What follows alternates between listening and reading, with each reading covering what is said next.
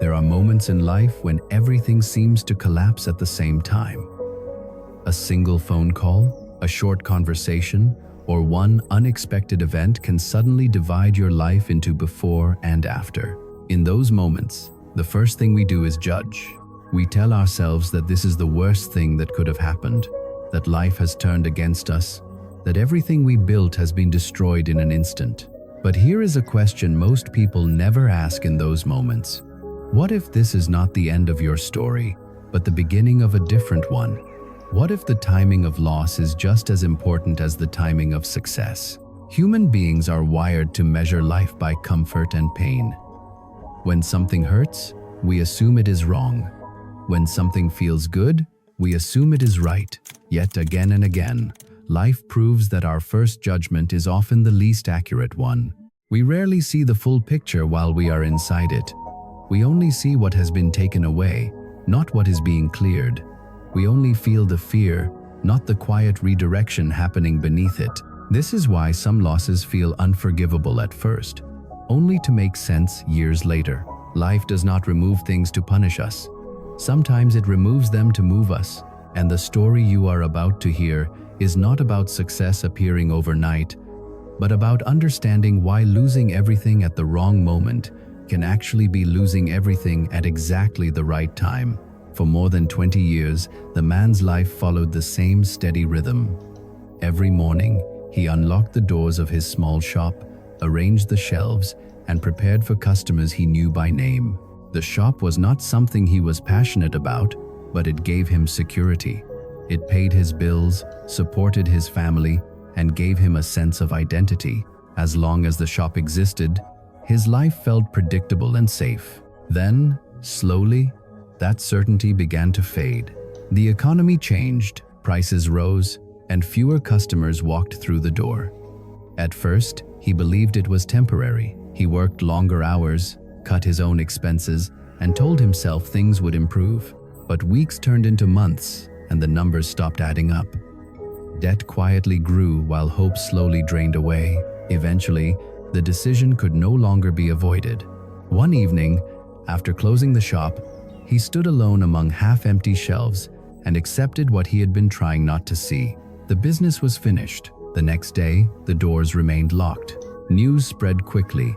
Some people expressed sympathy, others offered advice he had already tried, and a few quietly judged him. To many, his situation was obvious. He had failed. He had lost everything he depended on. They spoke as if his future had already been decided, but the loss went deeper than money. Without the shop, his days felt empty and unfamiliar. He no longer knew how to introduce himself or explain his place in the world. What he had lost was not just a business, but the structure that had held his life together for decades. After the shop closed, time began to move differently. Days felt longer, heavier, and strangely empty.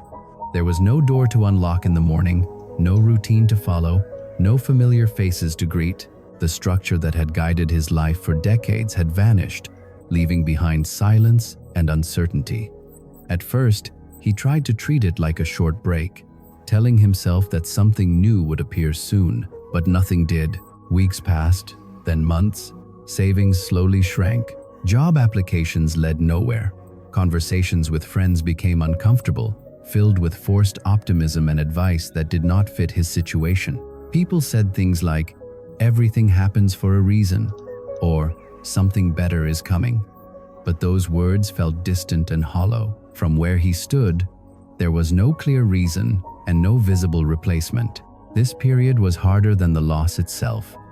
Losing the shop had been painful, but at least it was clear. This stage was different. It was the space between endings and beginnings, where nothing made sense yet. He felt invisible, as if life had moved on without him. Each morning arrived with the same unanswered question: what am I supposed to do now?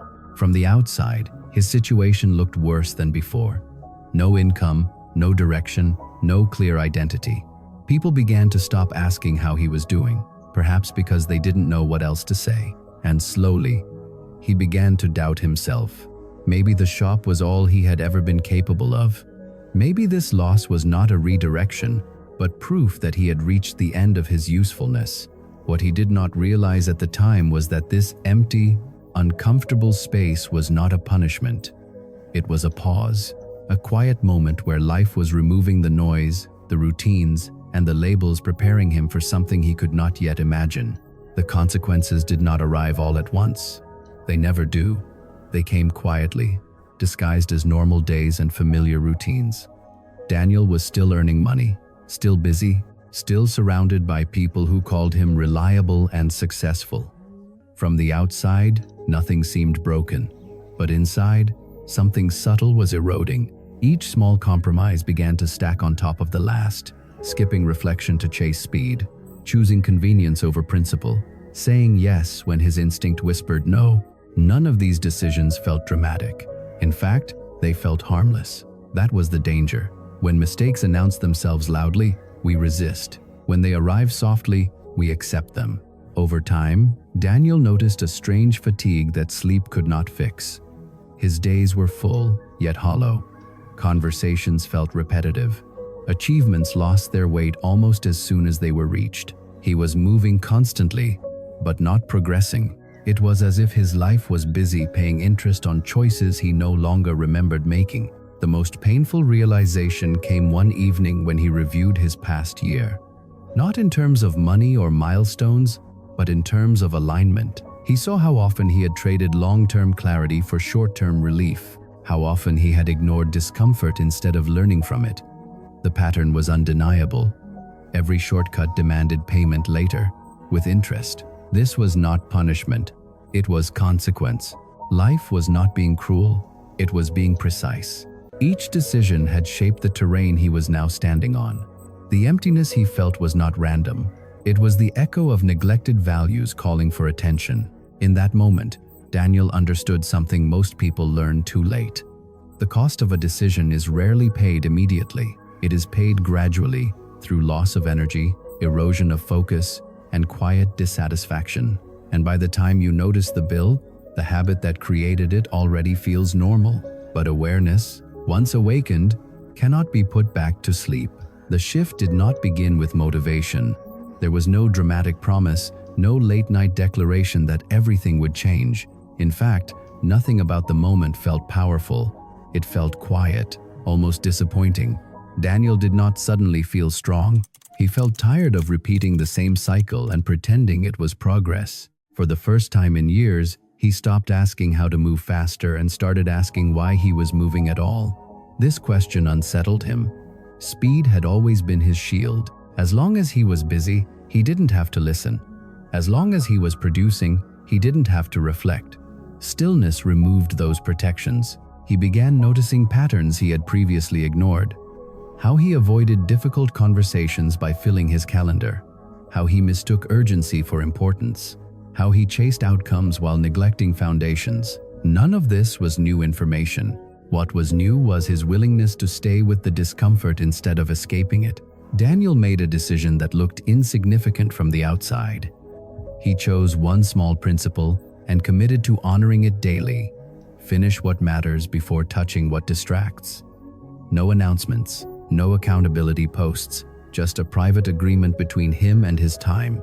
The early days were frustrating. Progress felt slow, almost invisible. Old habits pulled at him constantly, offering quick rewards and familiar comfort. Several times, he nearly quit, telling himself it wasn't worth the effort. But something subtle was changing beneath the surface. His attention began to sharpen, his days started to feel intentional rather than reactive. This was not transformation, it was recalibration. He was not building a new life yet. He was clearing the noise that prevented him from seeing the one he already had. Each disciplined choice restored a small piece of trust with himself, and that trust, once broken, is the hardest thing to rebuild. Daniel realized then that real turning points are rarely celebrated. They don't feel heroic. They feel lonely, uncertain, and painfully ordinary. But they are powerful because they mark the moment when a person stops negotiating with their own values. And once that negotiation ends, life begins to respond differently. Results did not arrive the way Daniel expected. There was no sudden breakthrough, no dramatic reward for his discipline. Instead, life responded subtly, almost cautiously, as if testing whether his changes were real or temporary. Small things began to shift first. Conversations felt calmer, decisions took less effort. Mistakes still happened, but they no longer spiraled into self-blame. What Daniel didn't realize at first was that cause and effect had never stopped working. It had only been delayed. For years, his scattered focus had produced scattered outcomes. His avoidance had quietly shaped the very problems he complained about. Now, with each intentional choice, the loop began to reverse. He noticed that when he respected his time, others did too. When he prepared instead of rushing, opportunities didn't feel overwhelming anymore. When he chose consistency over intensity, his confidence stopped fluctuating with external results. Nothing magical occurred, nothing accidental, just alignment. There were days when he slipped back into old habits. On those days, the feedback was immediate. Stress returned, clarity faded. The contrast became undeniable. For the first time, Daniel could clearly see the invisible thread connecting his inner choices to his outer reality. This awareness changed how he judged both success and failure. Wins were no longer proof of his worth. Losses were no longer personal attacks. They were information, signals, messages pointing him back toward balance. And this is where most people misunderstand karma. They imagine it as punishment or reward delivered by fate. But in truth, it operates more like a mirror. It reflects patterns, not intentions. It responds to repetition, not promises. Daniel understood then that wisdom is not about avoiding mistakes. It is about recognizing patterns early enough to change them. The moment he stopped blaming circumstances and started studying his own behavior, life became less hostile and more honest. If this way of looking at life feels familiar or uncomfortable in a useful way, it may be because you're noticing your own patterns too. Stories like this are not meant to impress, but to help us pause and reflect. If you find value in these quiet insights and want more real-life stories that explore cause, effect, and meaning, consider subscribing to the channel. Sometimes, a single perspective shift is enough to change how you move through your days. The world had not changed. He had. And when that happens, the same actions begin to produce very different outcomes. In the end, Daniel did not walk away with a dramatic success story. There was no single moment he could point to and say, "This is where everything changed." What he gained was something quieter, but far more lasting.